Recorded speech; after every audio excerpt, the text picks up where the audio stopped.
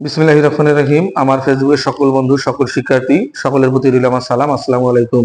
তো আমি আজকে একটি গুরুত্বপূর্ণ অঙ্কের সমাধান দেবো। এটি হচ্ছে চাকরি প্রার্থীদের জন্য, অর্থাৎ তোমরা যারা চাকরি খুঁজতেছো।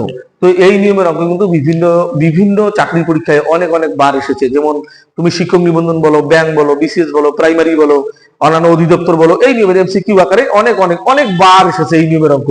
তো এই নিয়মের অঙ্ক যদি আসে, জাস্ট তোমরা চোখ বন্ধ করে 5 সেকেন্ডে সমাধান করবা। Just 5 second. কিভাবে 5 সেকেন্ডে সমাধান করবো আমার ভিডিওটা দেখলেই তোমরা বুঝতে পারবা। দেখো কি বলছে, 5 থেকে 10 পর্যন্ত মৌলিক সংখ্যার গুণফল কত? তাহলে কি বলছে, 5 থেকে 10 পর্যন্ত মৌলিক সংখ্যার গুণফল কত? তো আমাদেরকে আগে জানতে হবে যে মৌলিক সংখ্যাটা আসলে কি। আচ্ছা, মৌলিক সংখ্যাটা শোনো, যে সংখ্যাকে ওই সংখ্যা ব্যতীত, যে সংখ্যাকে কি ওই সংখ্যা, ধরো 1 1 ব্যতীত, 1 ছাড়া, ধরো 2 2 ছাড়া অন্য কোনো সংখ্যা দ্বারা যাবে না, 3 3 দিয়েই, তার মানে কি ওই সংখ্যা মানে যে সংখ্যাটাকে আমি মিন করতেছি। ধরো আমি যদি 3 কে মিন করি, তার মানে 3 দ্বারাই কিন্তু, ঠিক আছে। তাহলে কি বলছি, যে যে সংখ্যাকে ওই সংখ্যা ব্যতীত অন্য কোনো সংখ্যা দ্বারা ভাগ দেওয়া যাবে না, 1 ব্যতীত, অর্থাৎ 1 ব্যতীত বা ওই সংখ্যা ব্যতীত অন্য কোনো সংখ্যা দ্বারা ভাগ দেওয়া যাবে না, তাহলে সেটা হচ্ছে কি সংখ্যা? মৌলিক সংখ্যা। যেমন এখানে দেখো 5 থেকে 10 পর্যন্ত মৌলিক সংখ্যাগুলো কি বের করতে, গুণফল।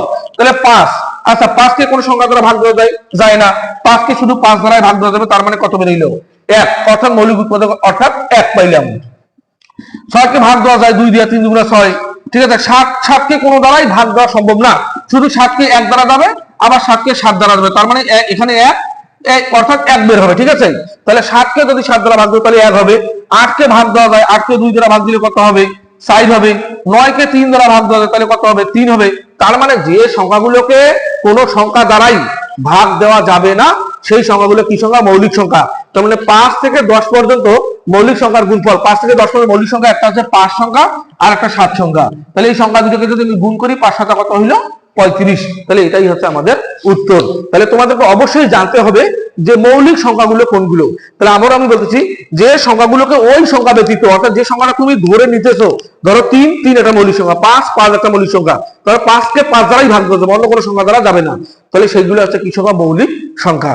তো আমার ভিডিওটা তোমরা ভালো করে দেখলেই বুঝতে পারবো আমি কিভাবে আমরা সমাধান করেছি।